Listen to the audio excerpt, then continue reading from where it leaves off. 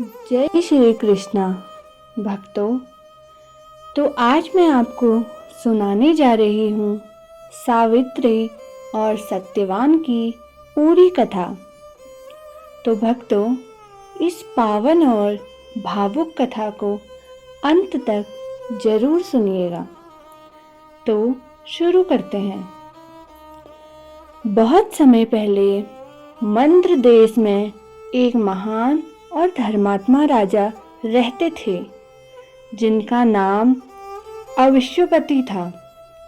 राजा अविश्वपति बहुत न्यायप्रिय और दयालु थे, लेकिन उन्हें एक ही दुख था कि उनकी कोई संतान नहीं थी। राजा और रानी रोज भगवान से प्रार्थना करते थे कि उन्हें एक संतान मिल जाए। कई वर्ष तक कठोर तपस्या करने के बाद देवी सावित्री उनकी भक्ति से प्रसन्न हुई।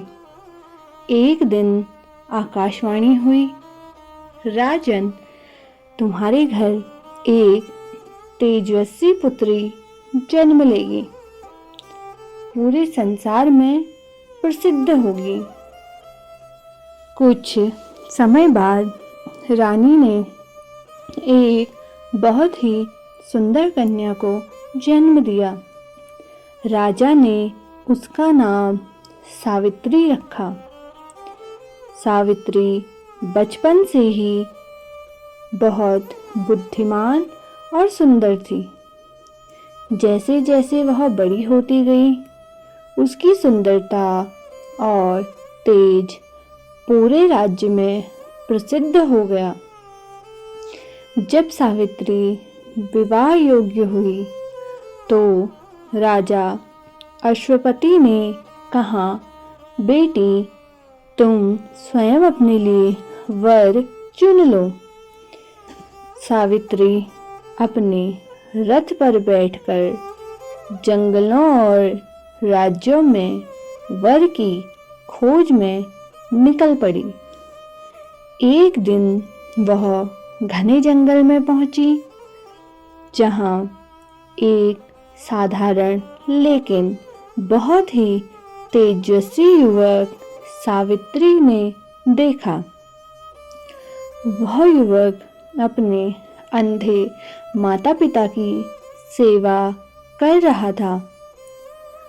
सावित्री ने देखा कि वह युवक बहुत दयालु और धर्मात्मा है, और उस युवक का नाम सत्यवान था।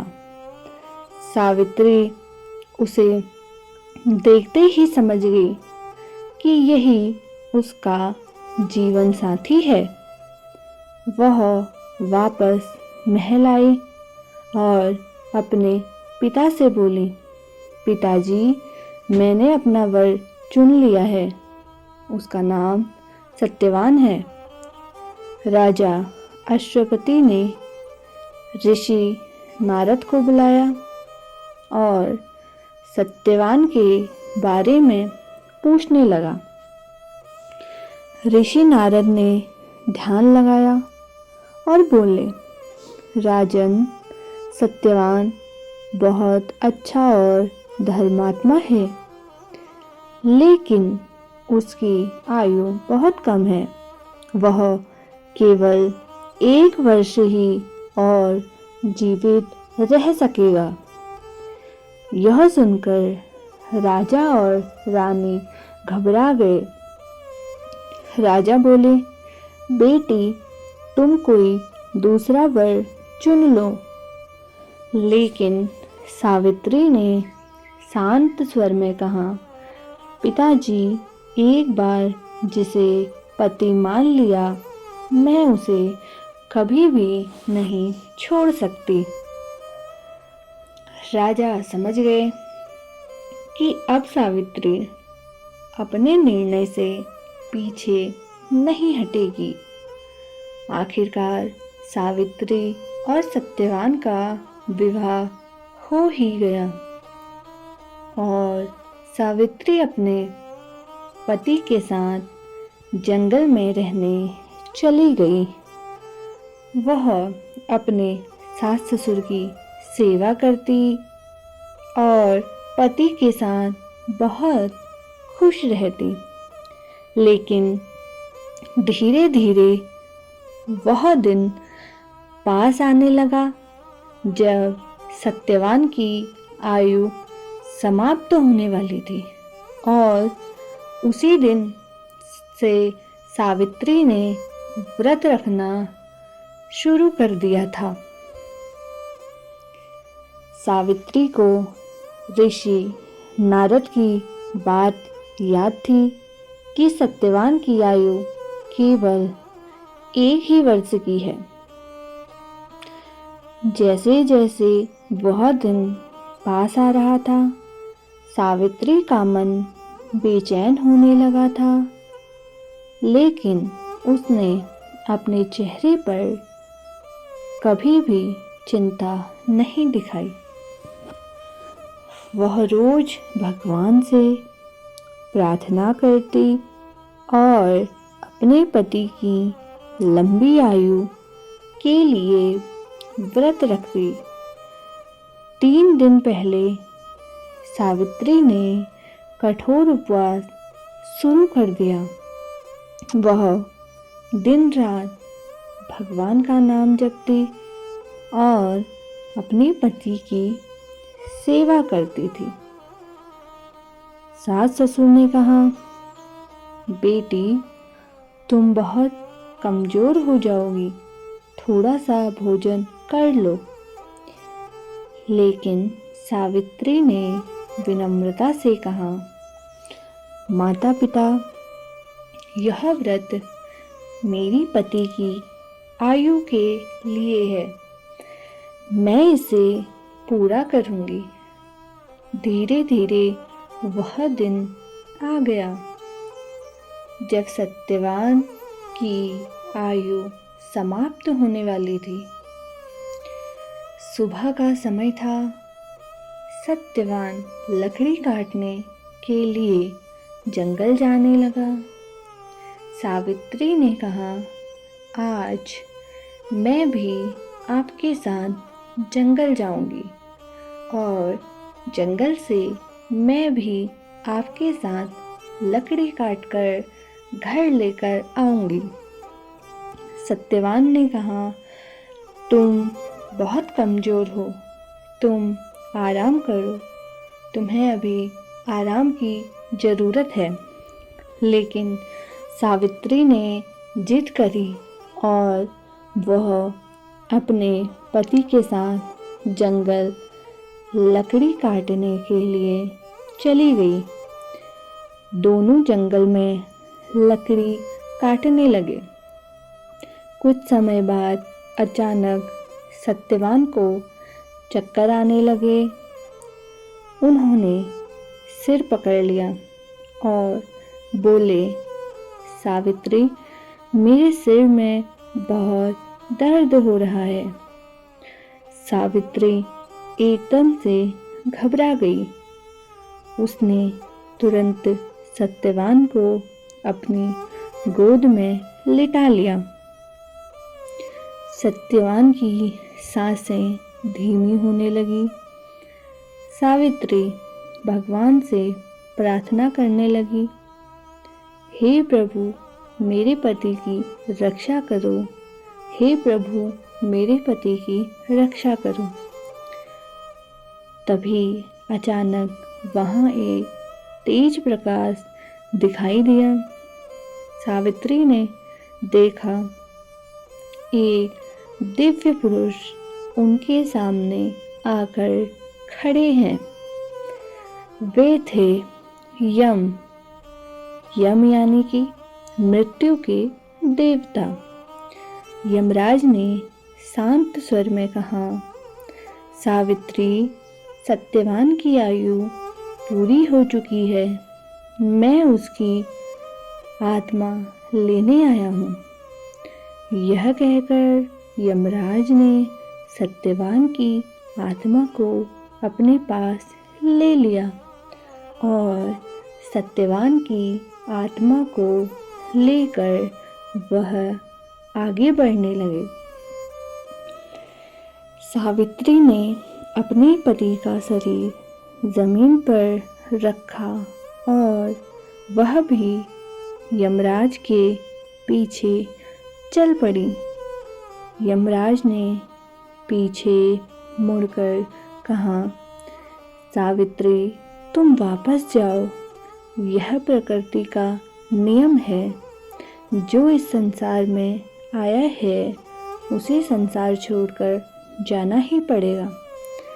लेकिन सावित्री ने कहा, जहाँ तक मेरे पति जाएंगे मैं भी वहीं तक उनके साथ जाऊंगी।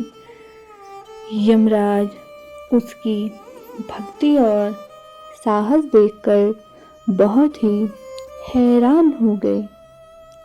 वे आगे बढ़ते गए और सावित्री उनके पीछे पीछे चलती रही। कुछ दूर जाने के बाद यमराज बोले, सावित्री, तुम बहुत धर्मात्मा और पतिव्रता स्त्री हो।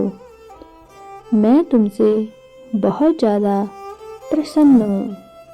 तुम एक वरदान मांग लो, लेकिन सत्यवान का जीवन तुम उस वरदान में नहीं मांग सकते। सावित्री ने शांत स्वर में कहा, प्रभु, मेरे सास ससुर अंधे हैं। उन्हें फिर से आँखों की रोशनी मिल जाए। यमराज ने कहा, तथास्तु, और वह आगे बढ़ गया। लेकिन सावित्री फिर भी उनके पीछे पीछे चलती रही।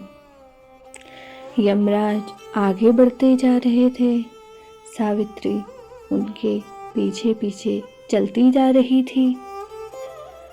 कुछ दूर चलने के बाद यम ने पीछे मुड़कर कहा, सावित्री, तुम बहुत दूर आ चुकी हो। अब वापस लौट जाओ। तुम्हारा पति अब इस संसार में नहीं लौट सकता है। सावित्री ने विनम्रता से हाथ जोड़कर कहा, प्रभु, पति के बिना पत्नी का जीवन अधूरा होता है। जहाँ तक मेरे पति जाएंगे मैं भी उनके साथ वहीं तक जाऊंगी। पत्नी का धर्म है कि वह अपने पति का साथ कभी न छोड़े। यमराज उसकी बातें सुनकर प्रसन्न हो गए। उन्होंने कहा, सावित्री, तुम बहुत बुद्धिमान और एक पतिव्रता स्त्री हो। मैं तुम्हें एक और वरदान देता हूँ। मांगो, क्या चाहती हो? सावित्री ने कहा, प्रभु, मेरे ससुर को मेरा उनका खोया हुआ राज्य वापस कर दो। यमराज बोले, तथास्तु, ऐसा ही होगा। फिर वे आगे बढ़ने लगे, लेकिन सावित्री अभी भी उनके पीछे चलती रही। कुछ दूर जाने के बाद यमराज फिर रुके और बोले, सावित्री, तुम अभी तक मेरे पीछे क्यों आ रही हो? सावित्री ने शांत स्वर में कहा, प्रभु, धर्म और सत्य के मार्ग पर चलने वाले के साथ हमेशा चलना चाहिए। मैं अपने पति को बिना वापस लिए यहाँ से नहीं जाऊंगी। यमराज उसकी भक्ति और साहस देखकर अधिक प्रसन्न हो गए। उन्होंने सावित्री से कहा, सावित्री, मैं तुम्हें एक और वरदान देता हूँ, मांगो, क्या चाहती हो। सावित्री ने अपनी बुद्धिमानी दिखाई और कहा, प्रभु, मुझे 100 पुत्रों का सुख प्राप्त हो। यमराज ने बिना सोचे समझे कह दिया, तथास्तु। कुछ कदम आगे बढ़ने के बाद यमराज अचानक रुक गए। उन्हें समझ में आया कि सावित्री ने बहुत चतुराई से वरदान मांगा है। यमराज बोले, सावित्री, तुमने 100 पुत्रों का वरदान मांगा है, लेकिन तुम्हारा पति तो जीवित ही नहीं है। बिना पति के तुम्हें पुत्र कैसे मिलेंगे। सावित्री ने हाथ जोड़कर कहा, प्रभु, यही तो मैं कहना चाहती हूँ। यदि 100 पुत्रों का सुख मिलेगा तो मेरे पति का होना जरूरी है। यमराज मुस्कुरा दिए। उन्होंने कहा, सावित्री, तुम्हारी बुद्धि, भक्ति और पतिव्रता धर्म से मैं बहुत प्रसन्न हूँ। मैं तुम्हें सत्यवान का जीवन वापस देता हूँ। यह कहकर यमराज ने सत्यवान की आत्मा को मुक्त कर दिया और आशीर्वाद देकर वहाँ से अंतर्ध्यान हो गए। सावित्री तुरंत वापस जंगल की ओर दौड़ी। वहाँ सत्यवान का शरीर पड़ा हुआ था। कुछ ही क्षण में सत्यवान की सांसें चलने लगी और वह उठकर बैठ गया। तभी सत्यवान ने आश्चर्य से पूछा, सावित्री, मैं सो गया था क्या। सावित्री की आंखों में खुशी के आंसू आ गए। उसने भगवान को धन्यवाद दिया। दोनों वापस अपने आश्रम पहुंच गए। वहां देखा कि उनके सास ससुर की आंखों की रोशनी वापस आ चुकी थी। उनका राज्य भी उन्हें वापस मिल गया था। कुछ समय बाद सावित्री और सत्यवान सुखी जीवन जीने लगे और उन्हें पुत्र का सुख भी प्राप्त हुआ। इस तरह सावित्री की भक्ति और प्रतिव्रता धर्म ने मृत्यु के देवता को भी झुका दिया। तो भक्तों, हमें यह कथा से ये सीख मिलती है कि अगर सच्ची भक्ति से भगवान भी प्रसन्न हो जाते हैं। पत्नी का धर्म और प्रेम बहुत ही महान होता है। धैर्य और बुद्धि से हर कठिनाई जीती जा सकती है। सच्चे प्रेम की हमेशा ही जीत होती है। तो भक्तों, अगर आप सभी को यह कथा पसंद आई हो तो कथा को लाइक करें, शेयर करें, एक प्यारा सा कमेंट करें और ऐसी ही कथा सुनने के लिए हरी कथा चैनल को सब्सक्राइब करें। जय श्री राधे, जय श्री कृष्ण।